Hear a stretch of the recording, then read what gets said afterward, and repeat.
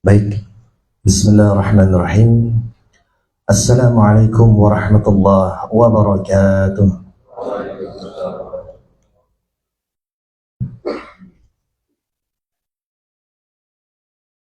Alhamdulillahi ala ihsanih wa syukru lahu ala taufiqihi wa amtinanih. Wa ashhadu an la ilaha illallah wahdahu la syarika lahu ta'ziman li sya'nih wa ijlalan li sultanih. Wa ashhadu anna Muhammadan abduhu wa rasuluh ad-da'i ila ridwanih. Allahumma salli wa sallim wa barik wa an'im ala nabiyyina Muhammad wa ala alihi wa sahbihi ajma'in wa man ihtada bihudahum ila yaumiddin. Allahumma aslih lana dinana alladhi huwa ismatu amrina wa aslih lana dunyana allati fiha ma'ashuna wa aslih lana akhiratana allati fiha ma'aduna waj'alil hayata ziyadatan lana fi kulli khair waj'alil mauta rahatan lana min kulli syarr. Alhamdulillahi rabbil alamin. Segala puji bagi Allah Subhanahu wa taala yang telah melimpahkan berbagai nikmat, rahmat dan karunia-Nya kepada kita sekalian. Sehingga pada malam yang berbahagia ini Allah Subhanahu wa taala berkenan untuk mengumpulkan kita di tempat ini dalam rangka talabul ilm, mempelajari agama Allah Subhanahu wa taala. Dan ini merupakan salah satu nikmat dan anugerah yang Allah Subhanahu wa taala karuniakan kepada kita. Oleh karena itu, hendaknya kita mohon kepada Allah Subhanahu wa taala keikhlasan dengan hadirnya kita ke majelis ilmu. Dan kita memohon kepada Allah Tabaraka wa Ta'ala, semoga Allah menambahkan kepada kita ilmu yang bermanfaat serta amal yang soleh. Dan kita juga hendaknya bersalawat kepada junjungan kita, suri tauladan kita, penutup para nabi dan rasul, yaitu Nabi kita Muhammad sallallahu alaihi wasallam, kepada keluarga beliau, para sahabat beliau dan orang-orang yang istiqamah dalam berpegang teguh dengan tali agama Allah Subhanahu wa taala dan petunjuk nabinya yang mulia Muhammad sallallahu alaihi wasallam. Para jamaah yang dimuliakan Allah Subhanahu wa taala, ikhwani wa akhwati fid din, a'azzani Allah wa iyyakum. Sebelum kita memulai kajian pada malam hari ini, alangkah eloknya apabila saya menyampaikan rasa terima kasih dan apresiasi saya yang sebesar-besarnya kepada segenap pengurus ma'had atau pesantren Ngangsu Kauluh yang telah berkenan memberi kesempatan kepada saya untuk sekedar berbagi sedikit ilmu yang pernah saya pelajari di kota Nabi Muhammad SAW. Karena Rasulullah SAW bersabda, la yashkurullaha man la yashkurun nas. Seseorang itu tidaklah dikatakan bersyukur kepada Allah apabila ia tidak bersyukur atau berterima kasih kepada manusia. Oleh karena itu, saya mohon kepada Allah Subhanahu wa taala, semoga Allah melimpahkan balasan kebaikan yang berlipat ganda kepada segenap pengurus panitia yang telah berkontribusi demi terselenggaranya kajian kita pada malam hari ini. Jamaah yang dimuliakan Allah Subhanahu wa taala, tema kajian kita insyaallah pada malam hari ini bertajuk apa? Wasiat untuk penuntut ilmu. Ya. Mengapa saya mengangkat tema seperti ini para jamaah yang dimuliakan Allah Subhanahu wa taala? Umumnya sebagian manusia, sebagian kaum muslimin, manakala mereka telah melewati bulan ketaatan, bulan Ramadan, ada sebagian di antara mereka yang futur. Ada di antara mereka yang semangatnya mulai mengecil untuk bersemangat dalam mengamalkan ketaatan kepada Allah Subhanahu wa taala. Semoga dengan tema kajian yang akan kita kaji pada malam hari ini dapat memberikan motivasi, semangat kepada kita untuk terus talabul ilm. Dan kita tahu bahwasanya talabul ilm merupakan salah satu ibadah yang agung, ya. Ia merupakan salah satu ibadah yang agung. Oleh karena para jamaah yang dimuliakan Allah Subhanahu wa taala, di antara kemuliaan yang Allah Subhanahu wa taala berikan kepada kita, yaitu dimudahkannya kita untuk mempelajari ilmu agama. Kita mempelajari agama Allah Subhanahu wa taala dalam rangka melaksanakan perintah Allah dan Rasulnya yang mulia alaihi salatu wassalam. Bukankah Nabi kita yang mulia alaihi salatu wassalam pernah bersabda, "Talabul ilmi fardhatun ala kulli muslim." Mempelajari agama Allah Subhanahu wa taala itu merupakan kewajiban bagi setiap muslim, laki-laki dan perempuan. Dengan mempelajari agama Allah Subhanahu wa taala diharapkan kita dapat memilah mana-mana yang dihalalkan oleh Allah dan mana-mana yang diharamkan oleh Allah. Dengan mempelajari agama Allah, kita diharapkan dapat membedakan mana yang tauhid, mana yang syirik, mana yang sunnah, mana yang bid'ah. Oleh karena bersyukurlah Allah memberikan taufik kepada kita yang hadir di tempat ini. Mungkin kita adalah sekian persen dari sekian besar jumlah kaum muslimin yang ada di tempat ini, yang Allah Subhanahu wa taala berikan taufiknya untuk mendatangi majelis ilmu. Karena boleh jadi dengan hidayah dan taufik dari Allah Subhanahu wa taala serta kemudahan yang Allah berikan kepada kita sehingga kita hadir di tempat ini merupakan pertanda kebaikan untuk kita. Rasulullah sallallahu alaihi wasallam bersabda, "Man yuridillahu bihi khaira yufaqihu fid din." Barang siapa yang Allah kehendaki kebaikan kepada mereka, apa kata Nabi sallallahu alaihi wasallam? Yufaqihu fid din. Maka Allah akan memberikan taufik kepada mereka untuk memahami agama Allah Subhanahu wa taala. Ya. Demikian pula para jamaah yang dimuliakan Allah Subhanahu wa taala, di antara hal-hal yang menunjukkan akan kemuliaan ilmu adalah apa yang Allah Subhanahu wa taala firmankan di dalam Al-Qur'an Al-Karim. Allah Subhanahu wa taala berfirman, "Yarfa'illahu alladhina amanu minkum walladhina utul 'ilma darajat." Sesungguhnya Allah Subhanahu wa taala akan mengangkat derajat orang-orang yang beriman di antara kalian dan orang yang berilmu dengan beberapa derajat. Ya. Untuk memahami dalil ini, ya, terkadang kita cukup melihat fenomena yang terjadi di masyarakat. Orang-orang yang Allah berikan ilmu, entah itu ilmu agama ataukah itu ilmu dunia, bukankah mereka menjadi rujukan di masyarakat? Oleh karenanya Allah Subhanahu wa taala menegaskan di dalam ayat ini bahwasanya Allah akan mengangkat derajat orang-orang yang beriman di antara kalian dan orang yang berilmu dengan beberapa derajat. Allah sandingkan kata iman dan ilmu di dalam ayat ini. Artinya ilmu tanpa iman dia tidak akan memberikan manfaat sama sekali kepada kita.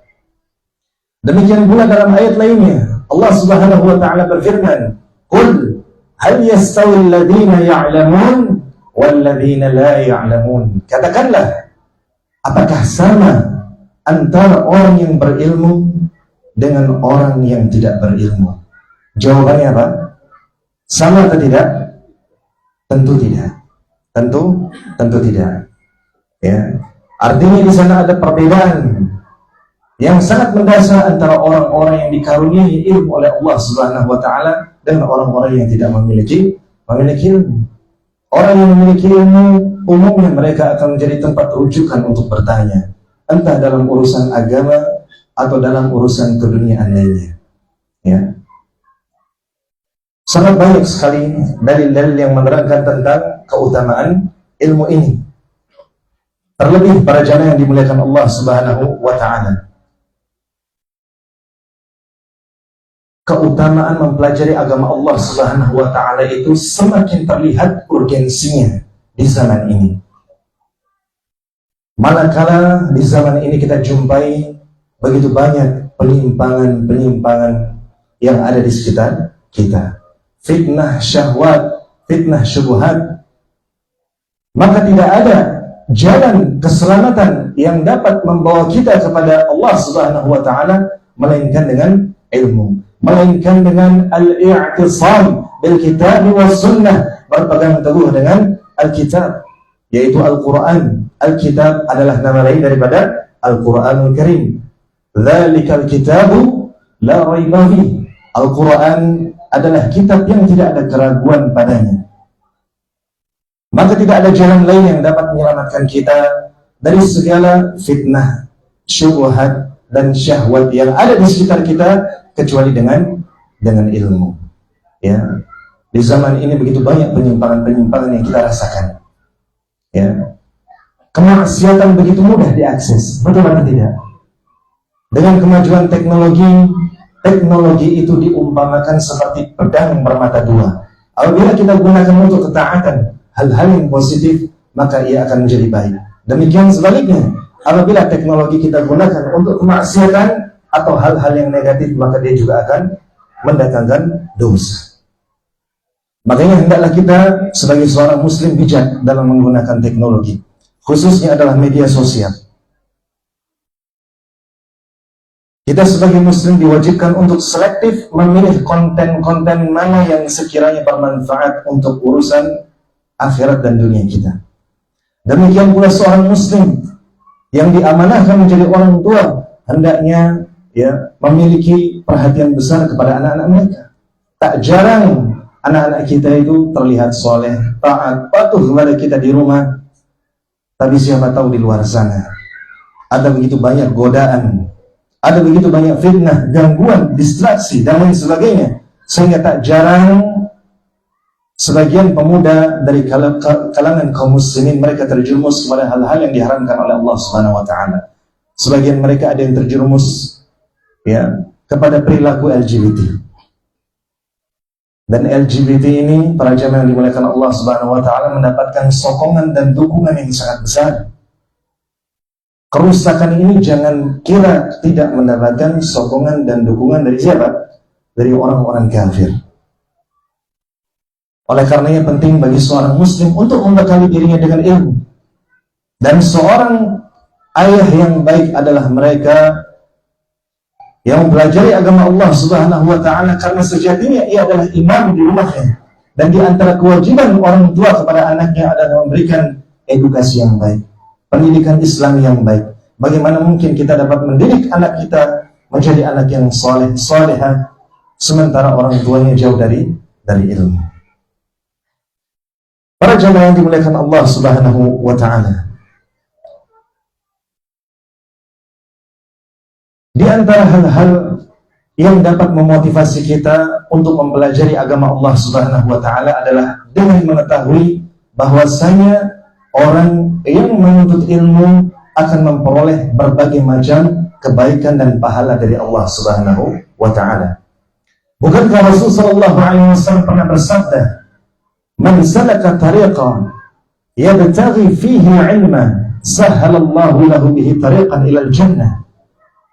Barang siapa yang menempuh suatu perjalanan dalam rangka mempelajari agama Allah Subhanahu wa taala, maka akan dimudahkan jalannya menuju surga. Dalam hadis ini Rasul sallallahu alaihi wasallam mengatakan, barang siapa yang menempuh suatu perjalanan, entah itu perjalanan yang pendek ataupun perjalanan yang panjang atau jauh, keutamaan yang begitu besar. Namun banyak kita saksikan pada zaman ini, sebagian dari kaum muslimin berpaling dari kebaikan yang dijanjikan oleh Allah dan Rasulnya sallallahu alaihi wasallam. Bahkan tak sedikit di antara saudara-saudara kita, manakala kajian-kajian keilmuan, majelis-majelis ilmu diselenggarakan di sekitar rumah mereka, di rumah-rumah Allah Subhanahu wa taala, tak sedikit di antara mereka yang merasa berat untuk melangkahkan kaki mereka dalam rangka mempelajari agama Allah Subhanahu wa taala. Padahal Rasul sallallahu alaihi wasallam telah berkata, barang siapa yang menempuh suatu perjalanan dalam rangka mempelajari agama Allah, maka Allah akan mudahkan baginya jalan menuju surga. Kemudian beliau melanjutkan, wa innal malaikata la tad'u ajnihataha li talibil ilmi ridan bima yasna'. Sesungguhnya malaikat akan meletakkan sayap-sayap mereka, menjadikan tempat apa? Berteduh bagi para talibul ilmi. Mereka melakukan hal demikian karena semata-mata mereka ridha dengan apa yang dilakukan oleh para penuntut ilmu. Wa innal 'alima la yastaghfiru man fis samawati wal ard. Demikian pula kata Nabi sallallahu alaihi wasallam, seorang yang alim akan dimintakan ampunan oleh makhluk-makhluk Allah Subhanahu wa taala yang ada di langit dan di bumi, hatta al-hitan fil ma'. Kata Nabi sallallahu alaihi wasallam, bahkan hiu, ikan-ikan yang berada di air memohonkan ampunan kepada para penuntut ilmu. Wa fadlul 'alim 'ala al-'abid kal qamari 'ala sa'iril kawaib. Beliau juga melanjutkan bahwasanya keutamaan seorang yang alim dibandingkan dengan orang yang ahli ibadah laksana bulan, ya, yang lebih utama daripada bintang-bintang yang bertebaran di langit. Wa innal ulama warathatul anbiya. Sesungguhnya kata Nabi sallallahu alaihi wasallam, para ulama itu adalah pewaris para nabi.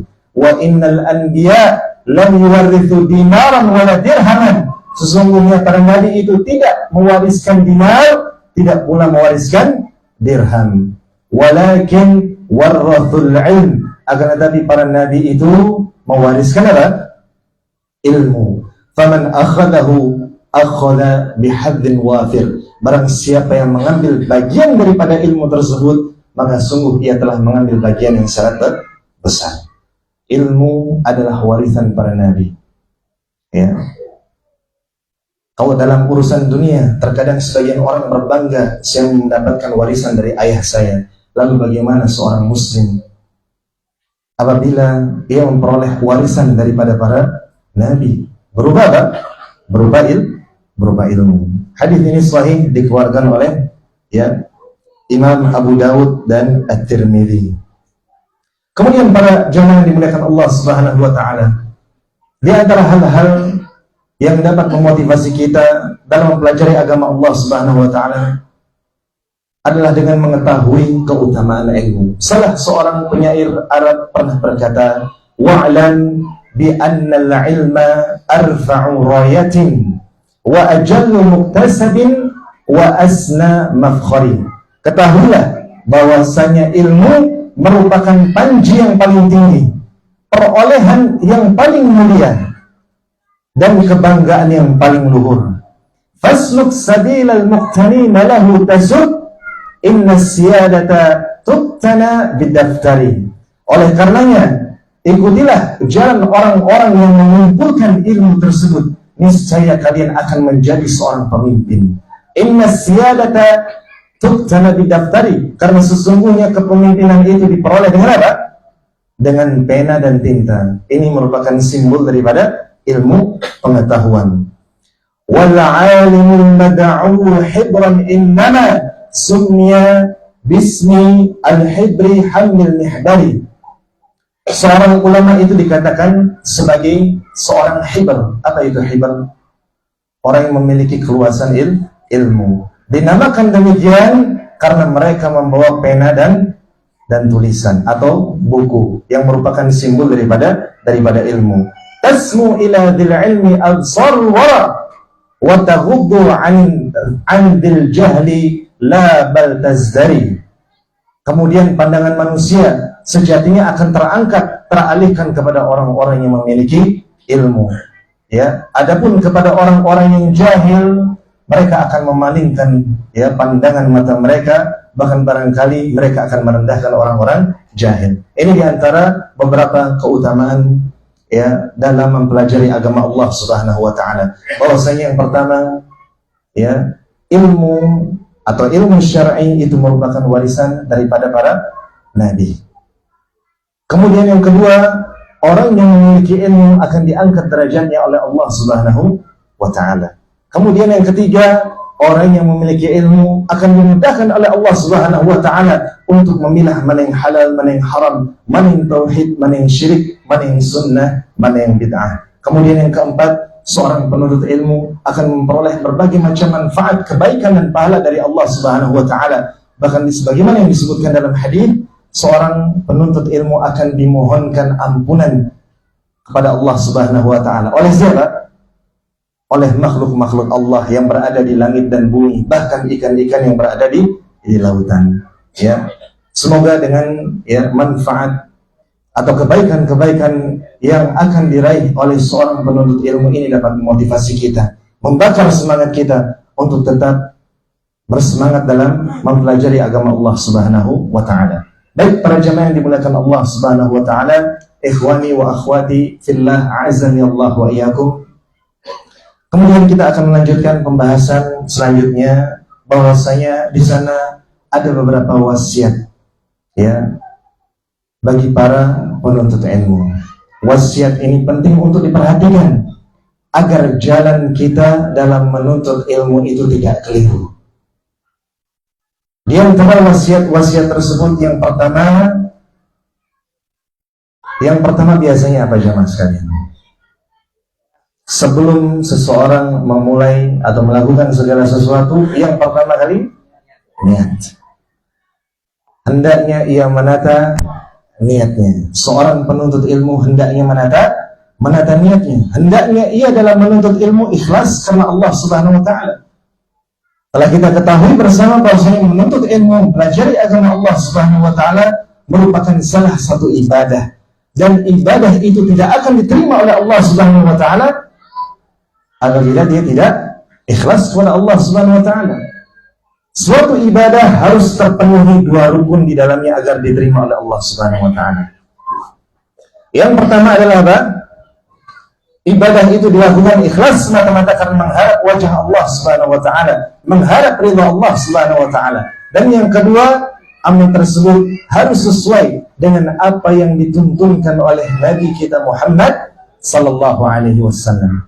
Oleh karena itu, Allah Subhanahu wa taala berfirman di dalam Al-Qur'anul Karim, "Wallazi khalaqal mauta wal hayata liyabluwakum ayyukum ahsanu 'amala."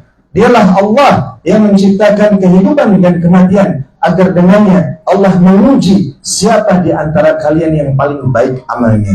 Ayat ini dikomentari oleh Fudail bin Iyad rahimahullahu taala. Beliau berkata, "Akhlasuhu wa aswabuhu." Amal yang paling baik, kata beliau, adalah amal yang paling ikhlas dan amal yang paling benar. Kemudian orang-orang pun bertanya kepada beliau, "Wa ma akhlasuhu wa aswabuhu ya Aba Ali?" Wahai Abu Ali. Abu Ali ini merupakan kunyah daripada Fudail bin Iyad. Orang-orang bertanya, amal apa yang paling ikhlas dan amal apa yang paling benar? Maka kemudian beliau rahimahullahu ta'ala menjawab, "Innal 'amala idza kana khalisan wa lam yakun sawaban lam yuqbal."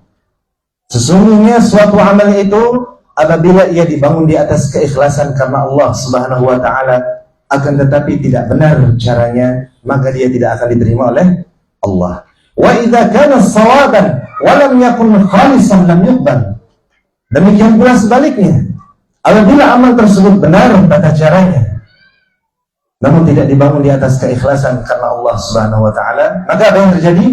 Amal tersebut juga tidak akan diterima oleh Allah Subhanahu wa taala. Hatta yakuna khalisan sawaban, sampai terpenuhi pada amal tersebut dua rukun.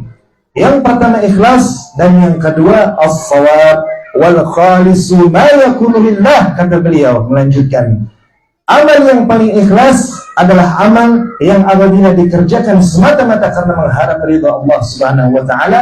Was-shawabu ma yakunu 'ala sunnah, dan suatu amal itu dikatakan benar apabila mencocoki hadis petunjuk Nabi sallallahu alaihi wasallam. Orang yang ingin amalnya diterima oleh Allah Subhanahu wa taala, hendaknya ia ikhlas kepada Allah dan hendaknya ia mencocoki dengan tuntunan Nabi sallallahu alaihi wasallam. Ya, Karena Nabi sallallahu alaihi wasallam bersabda dalam hadis yang sahih, "Man 'amila 'amalan laisa 'alaihi amruna fa huwa raddun." Barang siapa yang mengerjakan suatu amal dalam Islam yang tidak ada tuntunan daripadanya, maka amalnya diterima atau ditolak? Tertolak. Ini hadis kelima dalam kitab Arba'in An-Nawawiyah, hadis riwayat Muslim. Ya, artinya perlu kita hati-hati agar jangan sampai kita berletih-letih melakukan suatu amalan, namun rupanya tidak diterima oleh Allah Subhanahu wa Ta'ala. Entah itu karena tidak ikhlas, entah itu karena tidak sesuai dengan petunjuk Nabi kita yang mulia alaihi salatu wassalam. Terkait dengan keikhlasan ini, para jamaah yang dimuliakan Allah Subhanahu wa Ta'ala, Allah Subhanahu wa Ta'ala berfirman di dalam surah Al-Bayyinah, ayat yang kita hafal, "Wa ma umiru illa liya'budullaha mukhlishina lahuddin." Tidaklah mereka diperintahkan kecuali hanya untuk memurnikan ketaatan kepada Allah Subhanahu wa Ta'ala semata. Yang dimaksud dengan memurnikan ketaatan di sini adalah mengikhlaskan ibadah itu semata-mata karena Allah. Ya, ikhlas bukanlah sesempit apa yang difahami oleh sebagian orang. Saya melakukan ikhlas karena Allah, saya melakukan ini ikhlas, saya memberi ikhlas karena Allah. Artinya mereka tidak mengharapkan balasan dari apa yang mereka berikan. Tapi yang dimaksud dengan ikhlas apabila ditinjau secara istilah syariat atau secara terminologi, maka makna ikhlas adalah memurnikan peribadatan kepada Allah dari noda-noda syirik atau hal-hal yang dapat mengurangi ibadah pahala tadi atau bahkan membatalkan ibadah yang kita kerjakan. Oleh karena hati-hati para jamaah yang dimuliakan Allah Subhanahu wa Ta'ala. Jangan sampai kita berdoa meminta kepada selain Allah Subhanahu wa Ta'ala. Karena yang demikian pasti tidak akan diterima oleh Allah Subhanahu wa Ta'ala, dan pelakunya terjerumus kepada perbuatan apa? Syirik. Syirik ada syirik akbar, ada juga syirik asghar. Syirik asghar di antaranya adalah riya. Rasulullah sallallahu alaihi wasallam bersabda, "Inna akhwafu ma akhafu 'alaikum asy-syirku asghar fasulila 'anhu faqala ar-riya." Sesungguhnya yang paling aku khawatirkan kepada kalian wahai para sahabatku adalah syirik kecil. Para sahabat bertanya, apa itu syirik kecil? Maka Nabi SAW berkata, ar-riya. Makanya kita hati-hati dengan yang namanya kesyirikan ini, para jamaah yang dimuliakan Allah. Entah itu syirik besar, syirik kecil, karena dia akan membatalkan amal atau pahala kita. Walau asyraku la habita anhum ma kanu ya'malun. Kata Allah Subhanahu wa Ta'ala, apabila mereka berbuat syirik, maka batal seluruh pahala amal mereka yang dulu mereka kerjakan. Karena yang namanya niat ini, para jamaah yang dimuliakan Allah Subhanahu wa Ta'ala, yang namanya ikhlas, ini membutuhkan perjuangan yang sangat keras. Sampai-sampai Sufyan Ats-Tsauri rahimahullahu ta'ala berkata, "Ma 'alajtu syai'an ashadda 'alayya min niyyati li'annaha tataqallabu 'alayya." Tidak ada sesuatu yang paling sulit untuk aku perbaiki kecuali apa? Memperbaiki niatku. Karena yang namanya niat itu selalu terbolak-balik. Ya. Demikian pula seorang alim yang bernama Ma'mar bin Rashid Al-Azdi pernah berkata, kana yuqal, dahulu pernah dikatakan, inna ar-rajula yatlubul ilma li ghairillah fa aba 'alaihi al-ilmu hatta yakuna lillah. Ma'mar bin Rashid Al-Azdi pernah mengatakan, sesungguhnya apabila seseorang itu mempelajari agama Allah Subhanahu wa Ta'ala, ya, ia mempelajari agama Allah Subhanahu wa Ta'ala, tujuannya bukan karena Allah. Artinya dia mempelajari agama Allah dengan tujuan-tujuan keduniawian. Fa'aba 'alaihi al-'ilm, maka ilmu itu akan enggan kepadanya. Hatta yakuna lillah, sampai niatnya benar-benar menuntut ilmu karena Allah Subhanahu wa Ta'ala. Sulaiman Al-Hashimi rahimahullahu ta'ala juga pernah mengatakan, rubbama uhaddithu bihadithin wahid wa liniyatun. Barangkali aku menyampaikan sebuah hadis, barangkali aku mengajarkan atau menyampaikan sebuah hadis kepada manusia, dan saya memiliki satu niat. Fa idza ataitu ala ba'dihi taghayyarat niyati. Rupa-rupanya manakala ketika aku sampai pada sebagian hadis tadi yang menyampaikan sebuah hadis, Namun di pertengahan hadis kata beliau, boleh jadi niat saya berubah. Fa'idha al-hadithul wahidu yahtaju ila niat. Rupa-rupanya menyampaikan satu hadis itu membutuhkan lebih daripada satu niat. Bayangkan para jemaah yang dimuliakan Allah. Di awal ketika kita akan menyampaikan ilmu, menyampaikan hadis, niat kita lurus, ikhlas semata-mata karena Allah. Tapi ketika kita mendapatkan sambutan yang hangat, antusias dari orang-orang yang mendengarkan kajian kita, mendengarkan hadis yang kita sampaikan, rupa-rupanya ini dapat menjadi godaan kepada kita. Ya, sehingga yang tadinya niat kita ikhlas karena Allah berpaling kepada tujuan duniawi lainnya. Allahumma musta'an. Oleh karenanya para jamaah yang dimuliakan Allah Subhanahu wa taala, teruslah kita berjihad, berjuang untuk menghilangkan penyakit riya dari dalam diri kita. Bahkan seorang alim yang bernama Yusuf Al-Husain rahimahullah, beliau pernah mengatakan, ya, kam a'azzu syai'in fid dunya al-ikhlasu, kata beliau. Sesungguhnya sesuatu yang paling berharga, paling mulia di dunia ini adalah keikhlasan. Setiap orang ketika ditanya, apa hal yang paling berharga menurut Anda? Mungkin ada yang menjawab harta, istri, anak, rumah, dan lain sebagainya. Tapi menurut Yusuf Al-Husain rahimahullah, a'azzu syai'in fid dunya al-ikhlas. Sesungguhnya yang paling mulia di sisi Allah itu adalah ikhlas. Kan ajtahidu fi isqat riya'i an qalbi walakinahu yanbutu ala launin akhar. Betapa sering aku berjihad untuk menyingkirkan riya dari dalam hatiku, namun rupa-rupanya riya itu akan senantiasa tumbuh dengan warna yang lain. Subhanallah. Kita dengarkan azan terlebih dahulu, jamaah yang dimuliakan Allah. Insyaallah kita akan lanjutkan selepas azan. Barakallahu fiikum.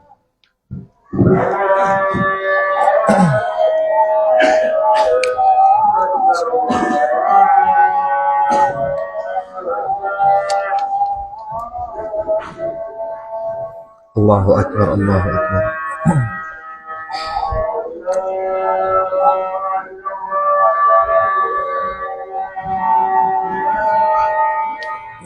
Asyhadu an la ilaha illallah.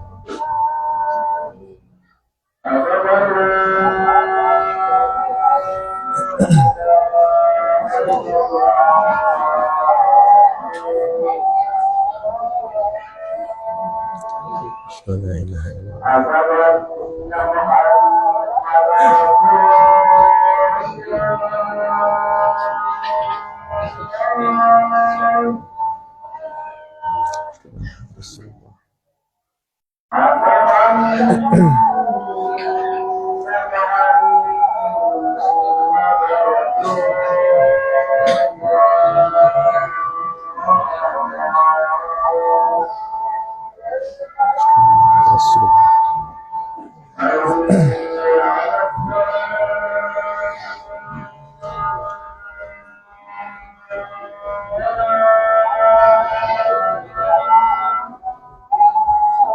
La haula wa la quwwata illa billah.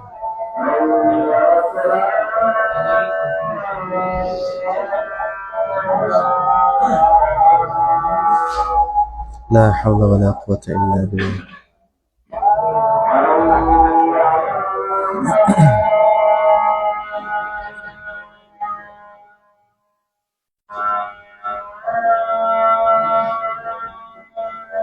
La haula wa la quwwata illa billah.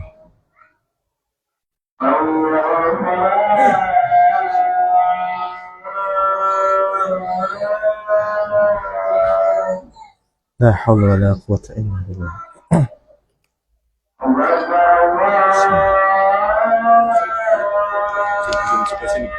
Azan.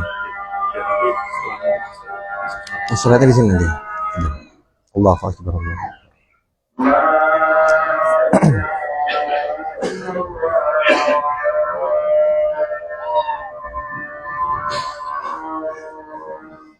La ilaha illallah Muhammadur Rasulullah sallallahu alaihi wasallam. Allahumma rabb alamin.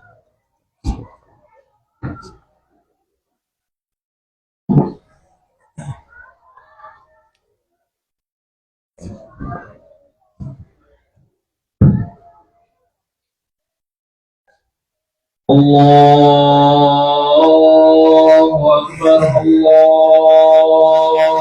أكبر Allahu Akbar. الله أكبر الله أكبر Allah. أشهد أن لا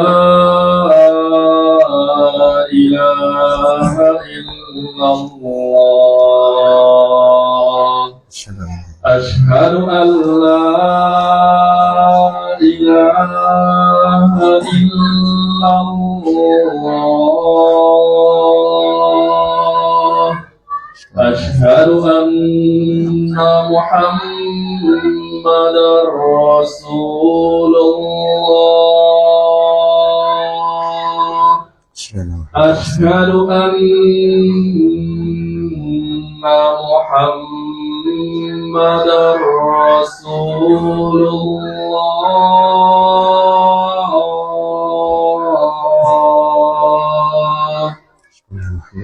حي على الصلاة La hawla wa la حي على الصلاة الله أكبر الله أكبر لا إله إلا الله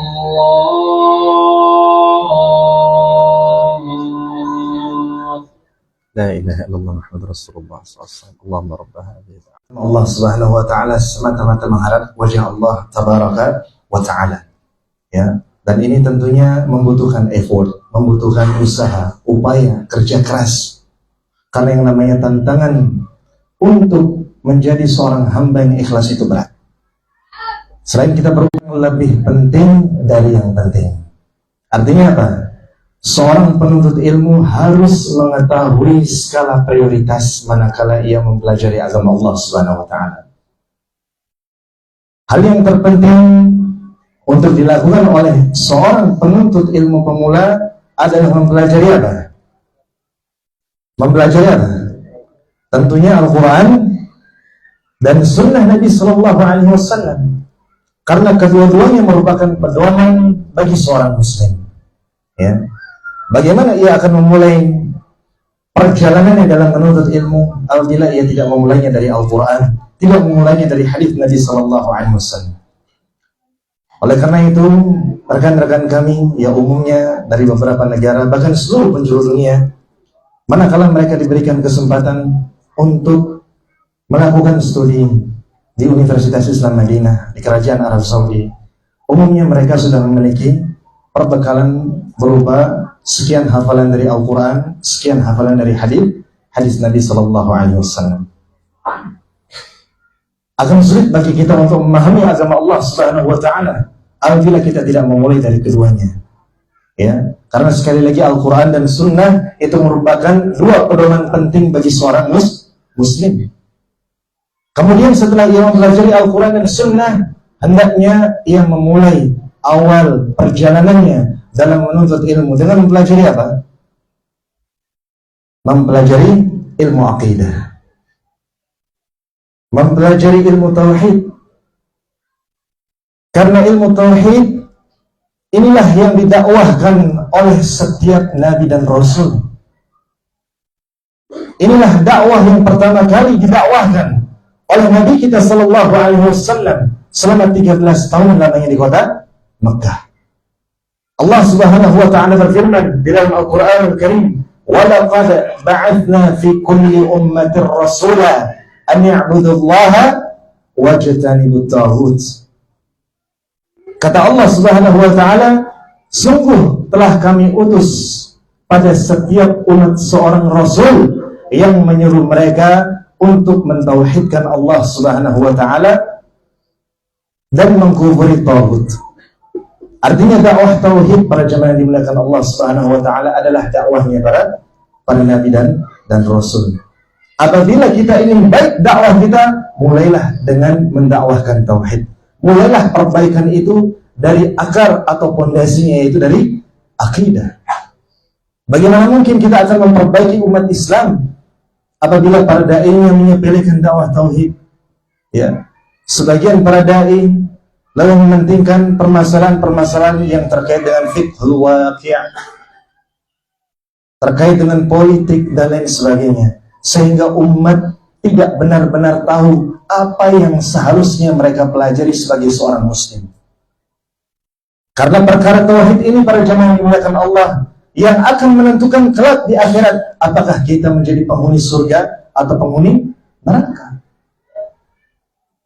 Bahkan ketika Nabi Shallallahu Alaihi Wasallam mengutus salah seorang sahabat untuk berdakwah ke negeri Yaman, apa yang pertama kali diwasiatkan oleh beliau Shallallahu Alaihi Wasallam? Beliau berkata kepada Mu'adz, "Innaka ta'ti qauman min ahli kitab, falyakun awwalu ma tad'uuhum ilaihi syahadatu an la ilaha illallah." Wahai sahabatku, sesungguhnya engkau akan mendatangi suatu negeri yang di dalamnya engkau akan menjumpai para ahli kitab. Falyakun awwalu ma tad'uuhum ilaihi syahadatu an la ilaha illallah. Maka hendaknya yang pertama kali engkau dakwahkan kepada mereka adalah dakwah kepada tauhid. Dakwah, serukanlah mereka agar menyembah kepada Allah Subhanahu wa ta'ala.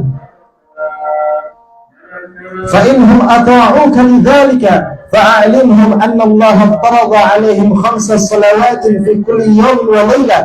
Apabila mereka menjawab dakwahmu, apabila mereka menerima dakwah tauhid, maka barulah ajarkan kepada mereka bahwasanya Allah Subhanahu wa ta'ala telah mewajibkan salat 5 waktu kepada mereka. Fa inhum ata'uka lidzalika fa'alimhum anna Allah farada 'alaihim shadaqatan tu'khadhu min aghniyaihim faturaddu 'ala fuqara'ihim. Apabila mereka menjawab dakwahmu, maka ajarkan pula kepada mereka bahwa Allah mewajibkan zakat kepada orang-orang kaya di antara mereka agar diberikan kepada orang-orang fakir di antara mereka.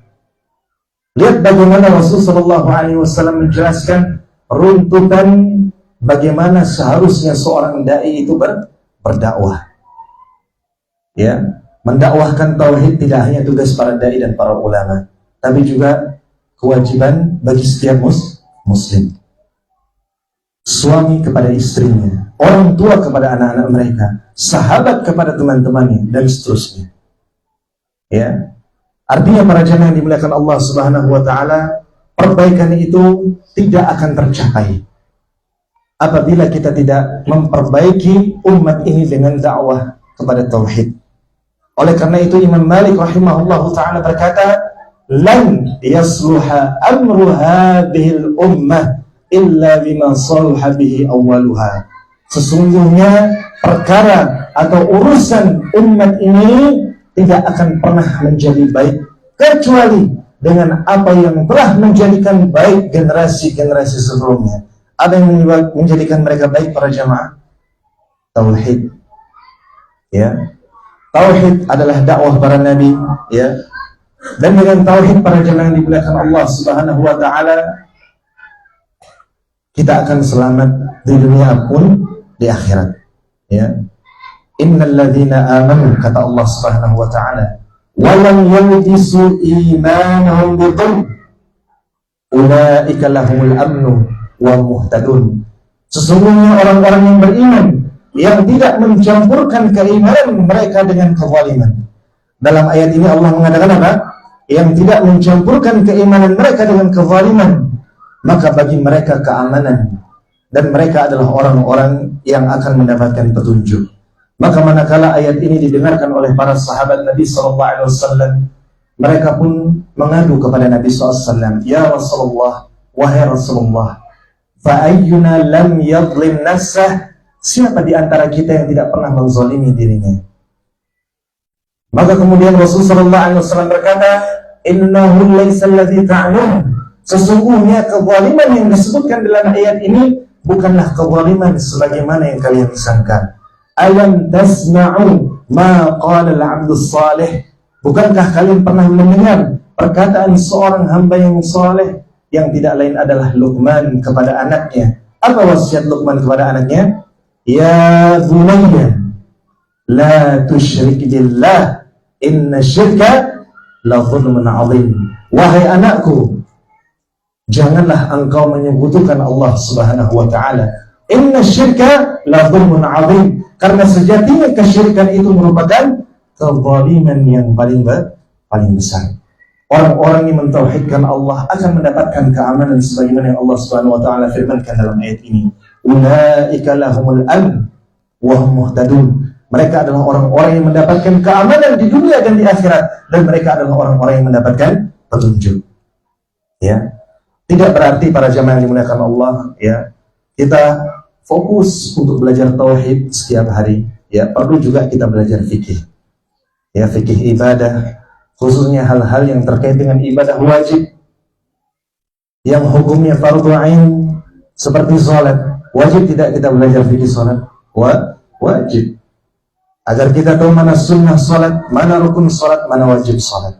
Demikian pula orang yang melakukan perjalanan untuk menunaikan haji dan umrah, maka diwajibkan bagi mereka untuk mempelajari fikih haji dan umrah. Begitu seterusnya. Kemudian para jemaah yang dimuliakan Allah, wasiat yang ketiga adalah at-tadarruj fi talabil ilm. Yang dimaksud dengan at-tadarruj fi talabil ilm adalah hendaknya kita mempelajari agama Allah Subhanahu wa taala ini secara runut. Secara apa? Secara runut. Ya, hendaknya pembelajar ilmu agama pemula memulai mempelajari kitab-kitab yang paling ringan. Misalnya dalam bab akidah, hendaknya kita mempelajari kitab Al-Usul Ats-Tsalatsah. Kemudian setelah khatam kitab Al-Usul Ats-Tsalatsah, kita mempelajari kitab Al-Qawaidu Al-Arba'. Setelah mengkhatamkan kitab Al-Qawaidul Arba', kita mempelajari kitab Kashfus Syubhat. Kemudian kita mempelajari kitab At-Tauhid. 4 kitab yang saya sebutkan merupakan karya daripada Syekh Muhammad bin Abdul Wahhab rahimahullahu ta'ala. Ya. Ini adalah fondasi dalam beragama. Kita mempelajari akidah, kita mempelajari tauhid, bagaimana mengesahkan Allah Subhanahu wa ta'ala. Demikian pula dalam bab hadis misalnya, kita memulai dari kitab yang paling ringan, kitab Arba'in An-Nawawiyah. Ya, baru setelah kita khatam kitab Arba'in An-Nawawiyah, kita beralih kepada kitab yang lebih tinggi, kitab Umdatul Ahkam. Demikian pula selanjutnya kitab Bulughul Maram, kitab Al-Muharrar fil Hadits, dan seterusnya. Hendaknya kita mempelajari ilmu ini secara berjenjang. Bayangkan para jamaah yang dimuliakan Allah, seorang siswa yang berusia 7 tahun, yang seharusnya ia didaftarkan untuk melanjutkan pendidikan pada jenjang kelas 1 SD, tapi langsung lompat ke jenjang kelas 1 SMA. Bagaimana kira-kira hasilnya? Apakah hasilnya akan maksimal? Apakah hasilnya akan optimal? Para ulama mengatakan makanan orang dewasa itu racun bagi anak kecil. Ya, sebagaimana bayi, ya, bayi mengkonsumsi ASI, kemudian bubur, dan seterusnya, disesuaikan dengan usia mereka. Saya belum pernah melihat ada bayi, ya, baru lahir sudah diberikan KFC. Ada yang ngasih makan KFC di sini? Atau McDonald ayam geprek level 10? Dan ya. Artinya hendaknya kita belajar atau mempelajari agama Allah Subhanahu wa taala ini secara berjenjang, bertahap. Dari yang paling kecil terlebih dahulu, kemudian kelas menengah, baru yang kelas berat. Oleh karena itu Allah Subhanahu wa taala berfirman di dalam Al-Qur'an Al-Karim, "Kunu rabbaniyina bima kuntum tu'allimuna al-kitab wa bima kuntum tadrusun." Jadilah orang-orang yang rabbani, yang mengajarkan manusia dari ilmu yang paling kecil terlebih dahulu, baru kemudian ilmu yang setelahnya, yang lebih besar. Hendaknya kita berjenjang dalam menuntut ilmu. Apabila kita tidak berjenjang dalam menuntut ilmu, para jamaah yang dimuliakan Allah, umumnya kita akan tidak mudah memahami pelajaran yang kita pelajari. Ya. Bagaimana mungkin kita mempelajari tafsir Al-Quran kalau kita tidak memiliki hafalan Al-Quran? Ya. Itu secara logiknya seperti itu. Artinya hendaknya kita mengetahui mana yang harus kita mulai, ya. Maka jangan sampai ketika di awal-awal kajian yang dikaji adalah kitab-kitab besar, ya, kitab-kitab besar. Maka hendaknya kita ajarkan kaum muslimin, ya, demikian pula orang-orang atau kaum muslimin secara umum, ajarkanlah keluarga kita dari hal-hal yang kecil sebelum kita mengajarkan kepada hal-hal yang besar. Kemudian yang ke berapa jemaah? Yang keempat, ad-dirasah ala yadi alim aw syekh. Hendaknya kita mempelajari agama Allah Subhanahu wa taala ini melalui perantara seorang alim. Perantara seorang alim ulama, seorang ustadz, seorang dai. Karena kalau tidak demikian, para jamaah yang dimuliakan Allah Subhanahu wa taala, apabila kita mempelajari ilmu agama ini secara otodidak, barangkali kita akan lebih banyak kelirunya daripada benarnya, ya. Oleh karena itu, di antara kebiasaan para ulama terdahulu, ya, atau para penuntut ilmu dari zaman ke zaman, mereka akan mempelajari ilmu agama ini dari para ulama, para syekh yang mumpuni di bidang masing-masing. Sebagaimana di Masjid Nabawi, di Masjidil Haram, apabila kita diberikan rezeki oleh Allah Subhanahu wa taala untuk mengunjungi dua masjid ini, niscaya kita akan menemukan begitu banyak halaqah-halaqah ilmu. Ada halaqah yang mengkaji kitab-kitab dalam urusan akidah, fikih, hadis, tafsir, dan seterusnya. Artinya kita dengan belajar kepada seorang syekh yang alim, yang telah diketahui latar belakang keilmuan mereka, ini akan memudahkan jalan kita untuk memahami agama Allah Subhanahu wa taala. Ya. Makanya hendaknya kita selektif dalam memilih guru, para jamaah yang dimuliakan Allah Subhanahu wa taala. Terlebih di zaman yang penuh dengan fitnah di zaman sekarang ini. Begitu mudahnya kita mengakses konten-konten yang dibawakan oleh orang-orang yang tidak bertanggung jawab. Orang-orang yang tidak dikenal kredibilitas mereka. Orang-orang yang tidak dikenal kapasitas dan kapabilitas keilmuan mereka. Semua orang berbicara semenjak ada yang namanya media sosial. Betul atau tidak? Makanya kita selektif memilih guru. Jangan serampangan kita memilih guru. Kita lihat latar belakang keilmuan mereka. Di mana dulu mereka menuntut ilmu, bagaimana track recordnya. Tapi sekarang kan tidak demikian. Banyak kaum muslimin ketika mereka mengakses media sosial, YouTube, Instagram, Facebook, bahkan TikTok, di sana akan banyak dijumpai konten-konten yang isinya tidak bertanggung jawab. Bahkan tak jarang kaum muslimin salah dalam memilih seorang guru, salah dalam memilih seorang panutan. Ya, apalagi di negeri kita, negeri yang penuh kebebasan, para jemaah dimuliakan Allah. Orang yang nyentrik di negeri kita ini, semakin nyentrik, semakin viral, semakin banyak pengikutnya. Iya atau tidak? Sekarang kalau belajar agama itu nggak ditanya, gurunya itu bisa bahasa Arab atau enggak. Tapi dilihat yang nyentrik-nyentrik, oh ini bisa bahasa semua. Inna maqali fima Allah la hawla wa la quwata illa billah. Oh ini bisa bahasa jin, bisa bahasa malaikat, bahasa Suryani. Ya. Orang-orang yang seperti itu yang kini diviralkan oleh media, para jemaah dimuliakan Allah. Artinya kita perlu selektif. Karena ini adalah ilmu agama. Apabila kita salah dalam mengambil ilmu agama, para jemaah yang dimuliakan Allah, kecelakaan bagi kita di dunia dan di akhirat. Oleh karenanya Imam Malik rahimahullahu taala, beliau pernah mengatakan, la yu'khadh al-ilmu an arba'atin. Ilmu agama itu tidak boleh diambil dari 4 golongan. Yang pertama kata beliau, safihim mu'lin sabah. Orang yang bodoh yang menampakkan kebodohannya. Orang yang bodoh yang menampakkan apa? Kebodohannya di hadapan orang lain. Dan ini tidak jarang kita jumpai di media sosial. Bahkan pernah beberapa tahun silam, subhanallah, ada seorang dai, ya, sampai lompat-lompat di atas mimbar.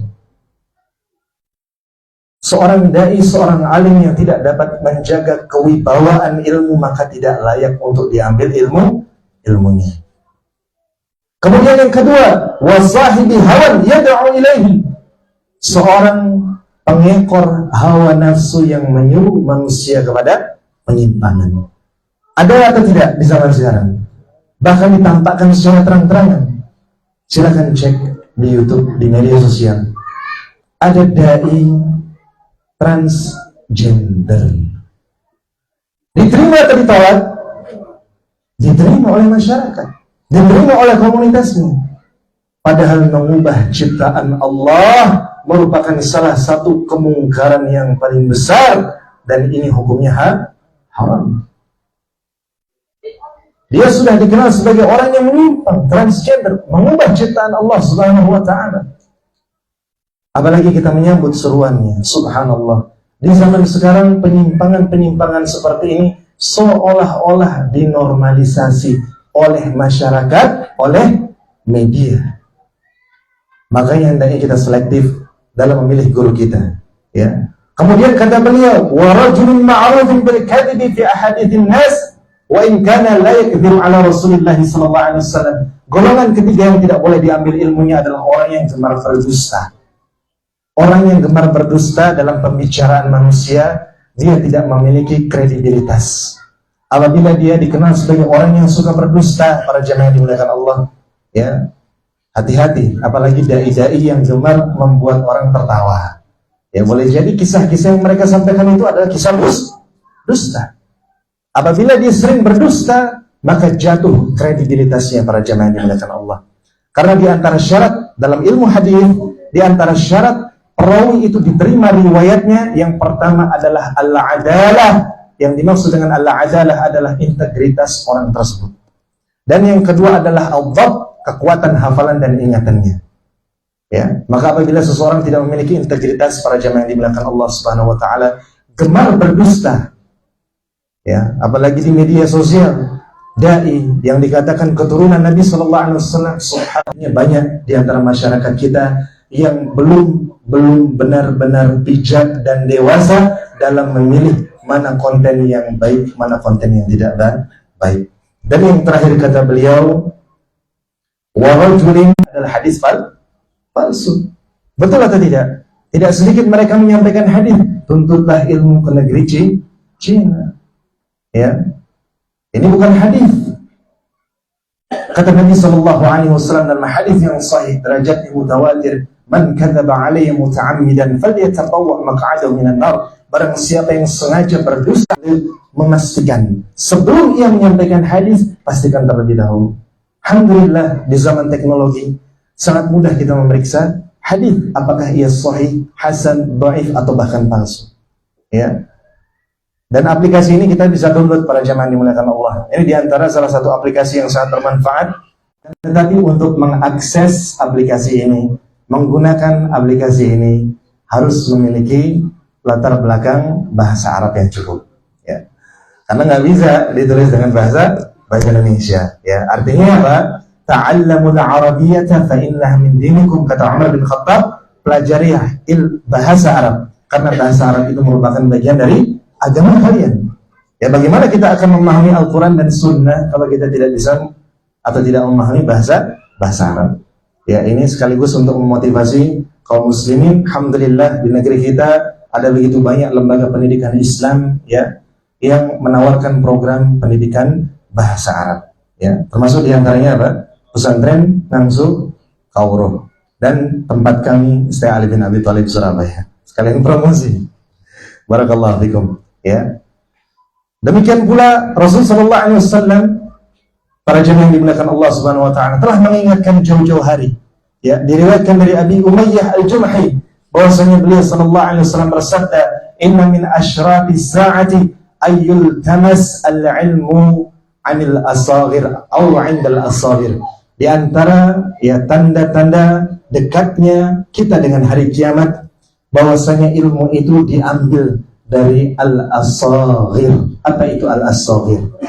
Seseorang bertanya kepada Ibnul Mubarak, apa yang dimaksud dengan al-asaghir? Maka beliau berkata, al-asaghir adalah ahlul bid'ah. Ya, ahlul bid'ah.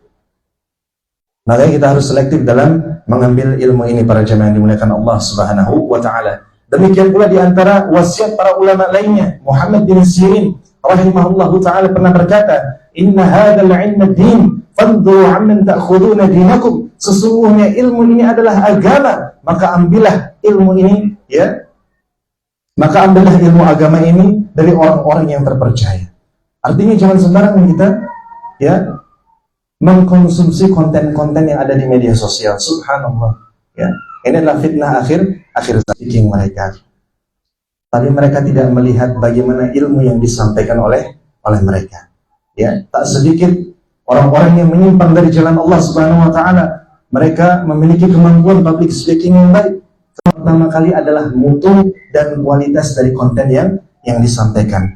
Apabila di dalamnya disampaikan qala Allah, qala Rasul, maka insya Allah ya konten kajian itu terdapat kebaikan di dalamnya. Tapi tidak cukup qala Allah dan qala Rasul pada jemaah yang dimuliakan Allah, karena terkadang ahlul bidah mereka juga berhujjah, berdalil dengan Al-Quran dan Sunnah Nabi Sallallahu Alaihi Wasallam, akan tetapi dipelintir.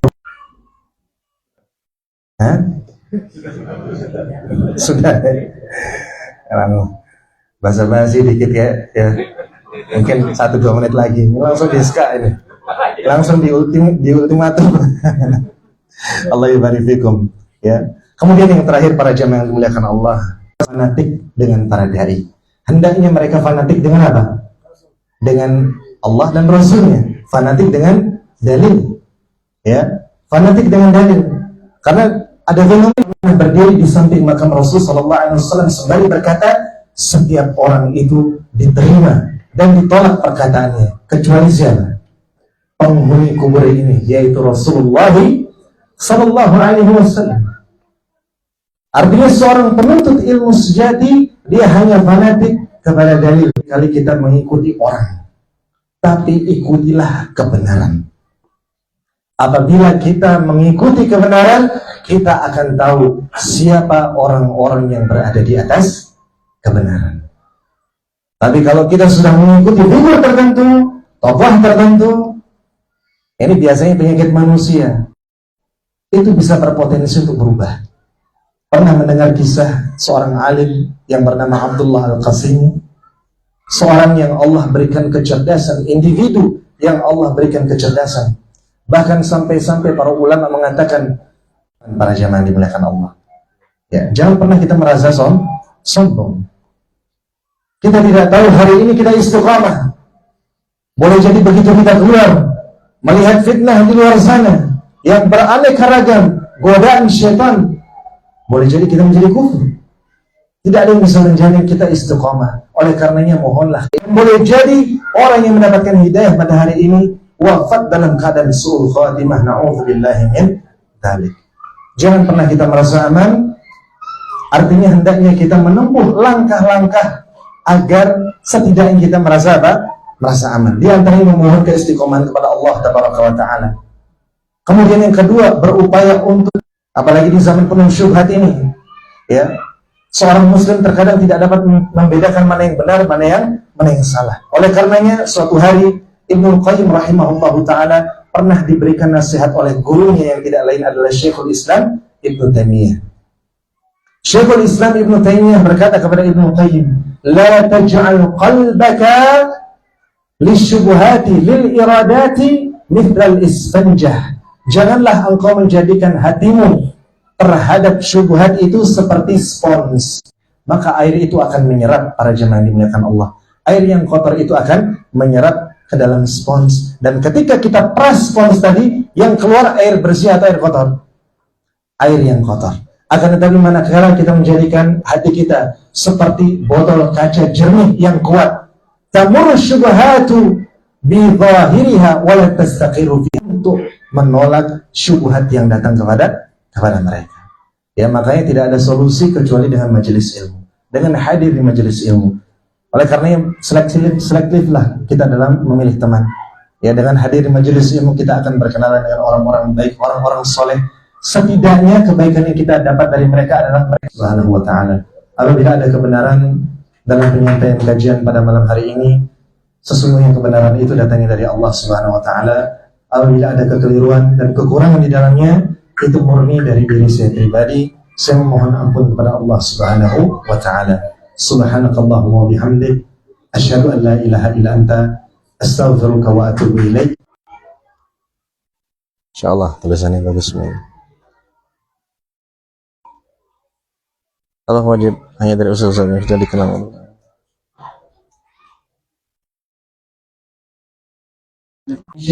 Yang studi di Universitas Islam Madinah itu sekitar 2000 mahasiswa. 200 diantaranya sedang mengenyam pendidikan pada jenjang pasca sarjana, baik S2 maupun S3. Ada berapa? Kurang lebih 200. Artinya kita nggak kekurangan dai. Ya, kita nggak kekurangan dai. Dan yang direkomendasikan beliau, bagaimana jika di kampung juga mengadakan kajian rutin dengan penceramah dari berbagai macam kalangan? Sekarang siapa yang bisa menjamin bahwasanya Anda dapat menyaring informasi yang disampaikan oleh seorang dai, seorang mubaligh, apabila mereka dikenal sebagai orang-orang yang berada di atas selain manhaj Ahlussunnah wal Jamaah? Dapatkah kita menjamin diri kita untuk memilah? Bahkan pernah ditanyakan kepada Syekh Muhammad bin Shalih Al-Utsaimin rahimahullah ta'ala, apa hukumnya kita mempelajari ilmu kristologi? Apa hukumnya kita mempelajari ilmu kristologi? Boleh-boleh saja. Akan tetapi yang diutamakan engkau belajar akidah terlebih dahulu. Karena orang yang tidak memiliki akidah yang kokoh kemudian dia belajar kristologi, yang ada dia tidak akan menemukan kelemahan dari ilmu kristologi tersebut. Yang ada dia akan terkena syubhat. Yes. Jadi seperti itu. Artinya kalau kita merasa tidak yakin bahwasanya diri kita tidak dapat menjamin kita akan selamat dari konten informasi atau materi kajian yang disampaikan, entah itu benar atau salah, sebaiknya yang jelas-jelas saja, yang pasti-pasti saja, ya. Kemudian apa tulisannya? Bagaimana jika pujian sering menimbulkan riya? Apakah kita sering memuji orang guru ataukah berterima kasih dan mendoakannya? Ya, lebih baik kita mendoakannya. Kita doakan guru kita, ya. Jangan terlalu sering memuji, ya. Memuji, ya, ini ujian. Tapi hendaknya seorang penuntut ilmu apabila ia mendapati kebaikan dari gurunya, hendaknya ia doakan gurunya. Ucapkan jazakumullah khairan, doakan juga agar gurunya istiqomah. Ya, ini adalah sebaik-baik doa yang diberikan seorang penuntut ilmu kepada gurunya. Sebagaimana Imam Ahmad rahimahullah senantiasa mendoakan gurunya, Imam Asy-Syafi'i. Ada nggak di antara kita yang dalam sholat kita, di luar sholat kita, yang sering mendoakan guru kita di tempat ini? Minimal guru ngaji kita lah, yang pernah mengajarkan kita apa? Tajwid, Iqra, ya, di TPQ, TPA dan lain sebagainya. Ada yang pernah? Lupa. Allahumma musta'an. Kita doakan guru kita, ya. Bagaimana cara meluruskan? Mohon dibacakan ini. Mata saya tambah minus. Ya, padahal. Selain bertanya, Ustaz, bagaimana cara meluruskan niat kita ketika kita diminta menyampaikan nasihat sehingga kita tidak masuk kepada golongan 3 orang yang akan dimasukkan ke neraka pertama kali? Ya. Barakallahu fikum. Ada sebuah ungkapan yang sangat bagus sekali dari salah seorang ulama. Kalau tidak salah Ibnu Rajab Al-Hambali. Beliau pernah mengatakan, "Lau lam ya'idhin nasa ba'da Rasul sallallahu alaihi wasallam." Kalau seandainya tidak ada yang menasihati manusia kecuali illa Rasul sallallahu alaihi wasallam, kecuali hanya Rasul sallallahu alaihi wasallam saja, maka tidak ada yang namanya dakwah, tidak ada yang namanya nasihat. Ada kalanya kita ini belum sempurna para jamaah yang dimuliakan Allah. Artinya memberikan nasihat jangan sampai kita menunggu diri kita menjadi seorang muslim yang sempurna. Sampaikan sesuai dengan apa yang kita ketahui. Balighu anni walau ayat. Meskipun kita adalah seorang penuntut ilmu yang hanya tahu satu ayat, satu hadis, sampaikan apa yang kita ketahui. Ya, tapi tidak perlu ditambah, tidak perlu dikurangi. Sesuai dengan kadar kemampuan kita. Dan yang namanya riya, para jamaah yang dimuliakan Allah Subhanahu wa taala, itu tidak hanya menimpa para penuntut ilmu saja, tapi juga para dai, para ulama, manusia secara umum. Artinya kita berupaya agar nasihat yang kita sampaikan ini murni semata-mata karena Allah Subhanahu wa taala. Ya, dan jangan juga kita berkecil hati. Terkadang ada orang mengatakan, saya ini adalah pelaku maksiat, bagaimana mungkin saya memberikan nasihat kepada saudara saya yang lain? Tidak demikian. Ya. Meskipun barangkali kita punya masa lalu para jamaah yang dimuliakan Allah, kita memiliki kekurangan, sampaikanlah kebenaran itu, sampaikanlah nasihat itu kepada saudara-saudara kita. Karena tidak ada larangan yang melarang kita untuk menyampaikan kebenaran kepada mereka. Kebenaran itu diambil dari siapapun yang mengucapkannya. Kebenaran itu diambil dari siapapun. Entah dia adalah orang biasa, ya, atau bahkan dia memiliki masa lalu, apabila ia mengucapkan ucapannya adalah kebenaran yang tidak bertentangan dengan syariat Islam, maka kita ambil nasihat mereka. Orang yang memberikan nasihat hendaknya tidak berkecil hati, ya, dan hendaknya dia juga memohon pertolongan kepada Allah Subhanahu wa taala agar dijauhkan dari penyakit riya. Ya, kalau tidak ada orang yang menasihati umat ini kecuali orang yang maksum, orang yang terjaga dari kesalahan, orang yang sempurna, gak bakal ada kajian seperti ini jamaah. Kita manusia biasa, kadang benar kadang salah. Kullu bani Adam khata' wa khairul khata'in at-tawwabun. Setiap anak Adam itu pasti berbuat dosa, berbuat maksiat, akan tetapi yang terbaik di antara mereka yang segera bertobat kepada Allah Subhanahu wa taala. Barangkali demikian yang dapat saya sampaikan, kurang lebihnya mohon maaf. Aqulu qouli hadza astaghfirullah li wa lakum. Wassalamualaikum warahmatullahi wabarakatuh. Jazakumullahu khairan wa barakallahu fihi ala